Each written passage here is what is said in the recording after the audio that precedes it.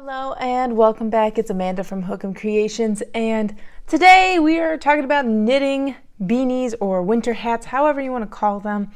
I'm excited because I just knitted 2 hats for my boys. I have 2 boys, and I want to take a stab at knitting a hat without a pattern. And here, I'm actually really proud of myself, not gonna lie. Here are the hats. So this is my youngest, Leo. This is his hat.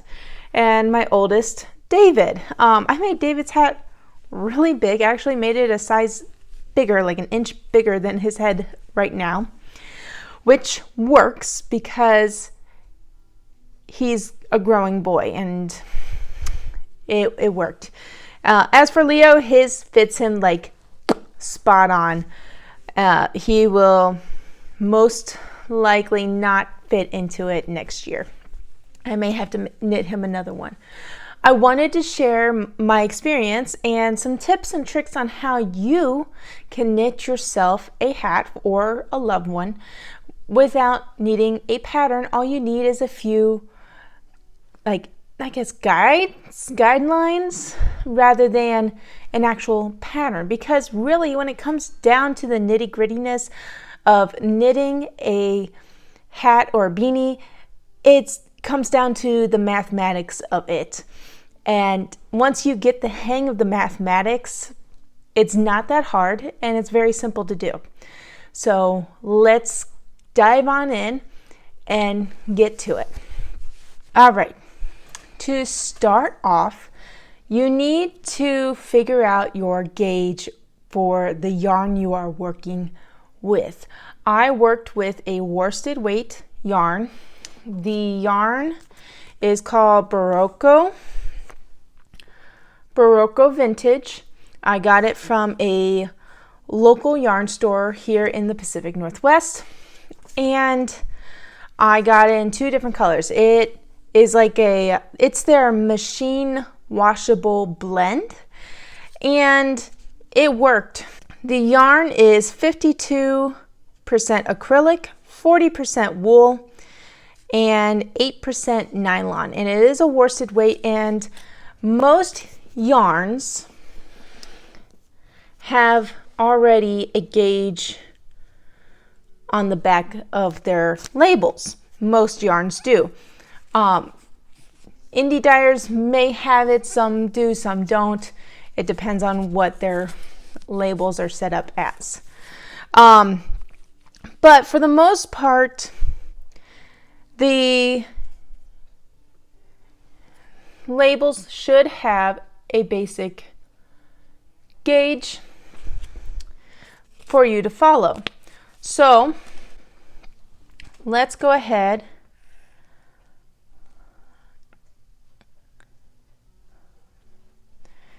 and figure out our gauge. So I decided for worsted weight yarn,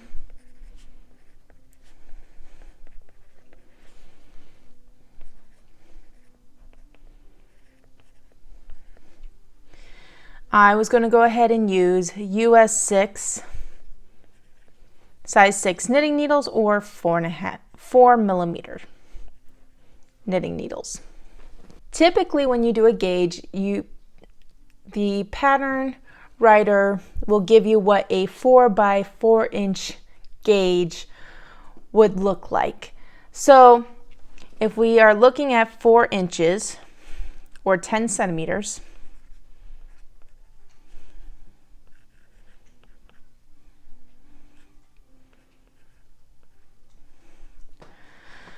I broke it down even farther and said, what is in a 1 inch by 1 inch square?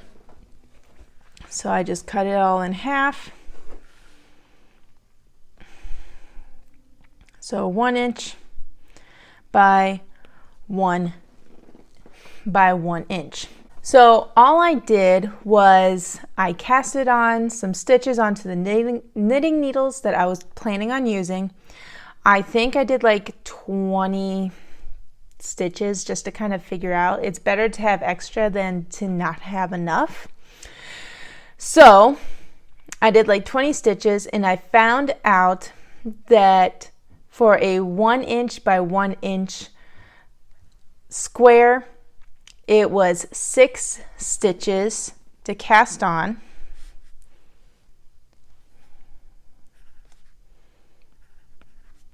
and 8 rows to knit.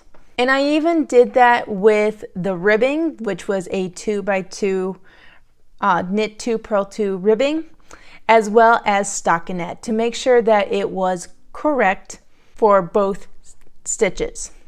After I figured out the 1 inch by 1 inch gauge swatch, from there I was able to figure out how much a 4 inch by 4 inch gauge swatch would be, and that came out to be 24 stitches to cast on and 32 rows to knit.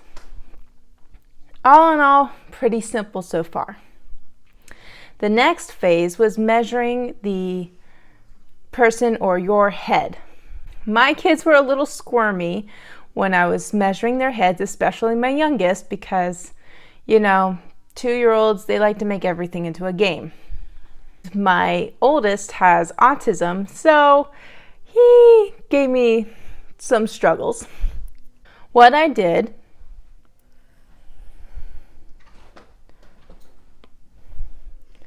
was I first measured the circumference of their heads. For David, it came out to be about 21 inches. And for Leo, 20 inches. I know they have really big heads for little guys, but they both get it honest from not only myself, but my husband as well. The next measurement that I did, I'm going to go ahead and kind of draw what would be their ear. So what I did was measured from the bottom of the earlobe to the crown of the head.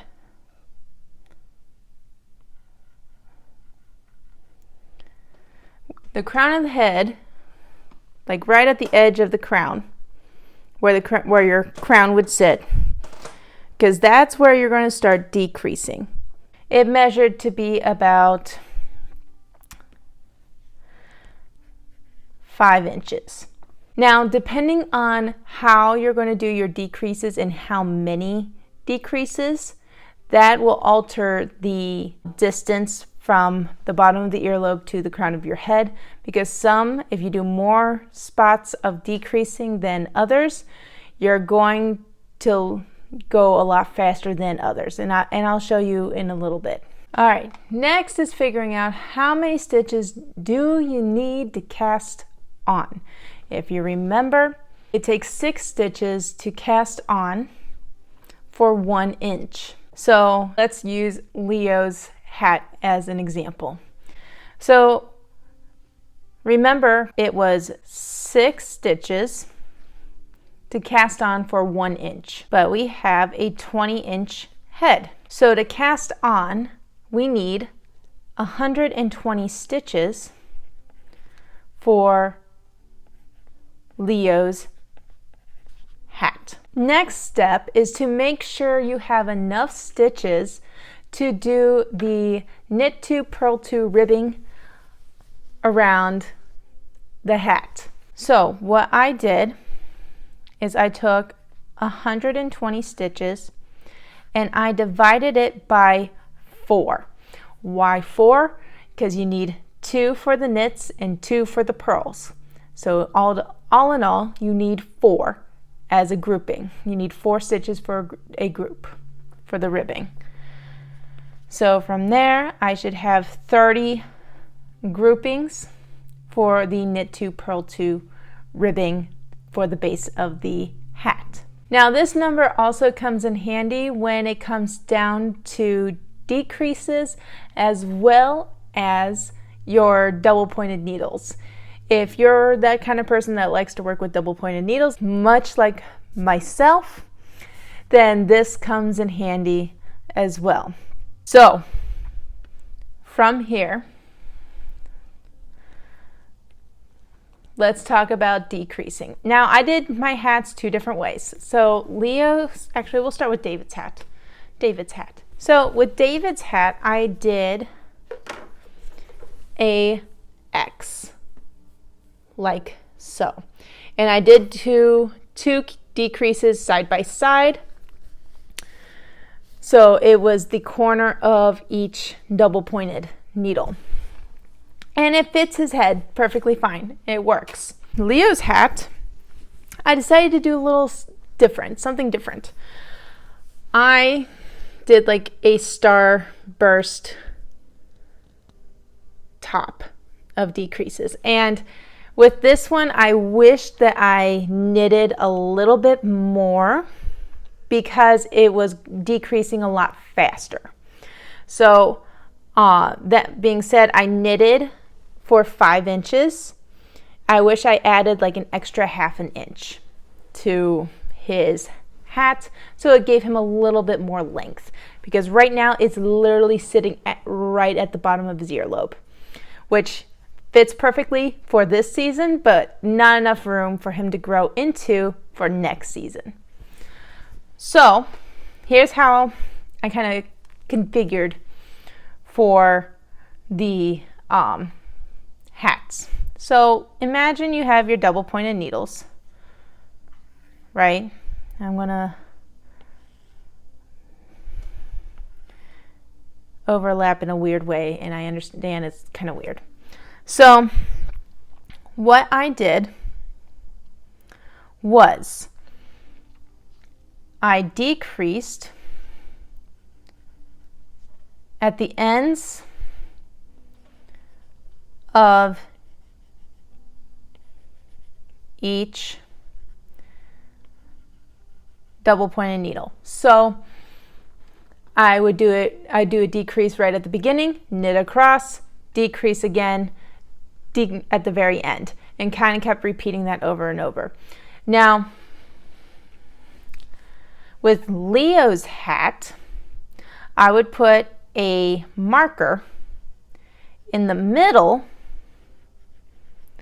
of the needles and then decreased right before and right after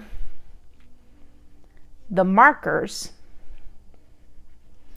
because his hat evened out, so I could divide by 2 and have 15 stitches in between each decrease, or the beginning to the marker and then from the marker to the end. So I had 15 stitches to work with. Now, the decreases that I did were knit 2 together and SSK.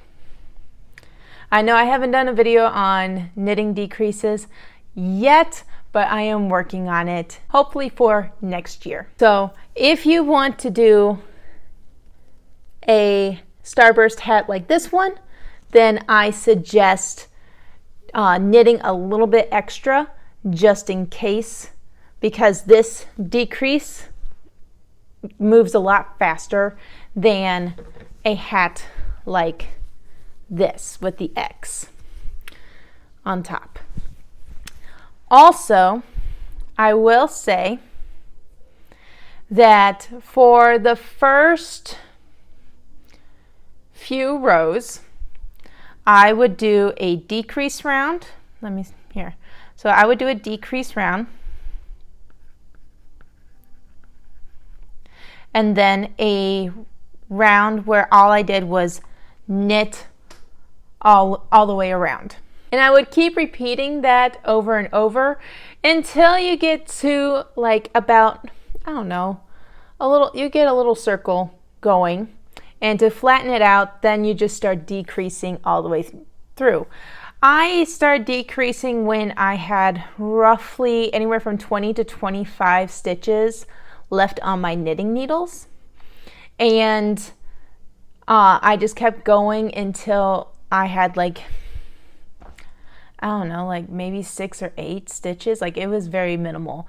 And then I just cast it off from there. But really, this is as plain and simple as it can get for knitting a beanie for your loved ones, for yourself. It is really your personal take on how you want to make your hat. Now, obviously, these are not fancy stitches. It is just stockinette and rib stitch. Nothing fancy, nothing crazy about these hats. It is just the bread and butter of knitting a hat for the winter season. These are easy to knit up. I've heard stories of people knitting hats in literally like their lunch time. For me, I do not knit that fast. However, I have been doing a lot of walks lately with my 2 boys, and these are perfect projects for walking around your neighborhood, or you need that quick little project in your bag when your kids are at practice for whatever sport. Or for my case, my autistic son, his therapy sessions, and I'm sitting in the waiting room for an hour. These are great projects for that, and also great, easy gifts for your loved ones. And if you are allergic to wool, I highly recommend doing an acrylic blend or even 100% acrylic. I understand not everybody is crazy about acrylic, but there are some people out there in the world who are allergic to wool. And I've done a number of shows where I've at least had one person ask me if there's any wool on my table, and I will purposefully separate my wool items from my acrylic items. So that way, when they come to the show, they stay away from that one table for their skin safety. So that is it. If you like this video and you want to see more or get notified of more videos along the way, be sure to hit the subscription button and ring the bell, get notified of when the next video comes out. While you're at it, be sure to give it a like and drop me a comment down in the comment section. And until next time, happy crafting.